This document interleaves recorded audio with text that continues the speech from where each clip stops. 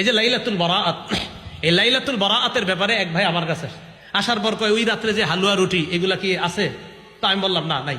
তা ওই ভাই আবার প্রশ্ন করলেন, ওই রাতে হালুয়া রুটি বেজি বানানো হয়, সাপ বানানো হয় রুটি দিয়া, আরো অনেক আকৃতি, ঘোড়া, বাঘ, ভাল্লুক, এগুলা ঠিক? আমি না, ঠিক না তো।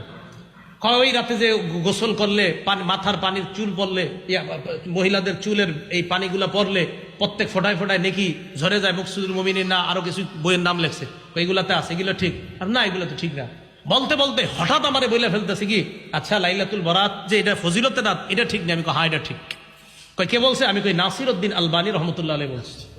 তো যখন আমি বললাম নাসিরউদ্দিন আলবানী রহমতুল্লাহ, নাসিরউদ্দিন আলবানী বলছে? হ্যাঁ, নাসিরউদ্দিন আলবানী রহমতুল্লাহ বলছে। কয় হুজুর শিওর আপনি নাসিরউদ্দিন আলবানী বলছে? আমি কই ভাই সত্যি নাসিরউদ্দিন আলবানী বলছে। কয় শোনেন, নাসিরউদ্দিন আলবানী আমাদের দলিল না, আমাদের দলিল আল্লাহ রাসূল। এই কথা বলছেন না?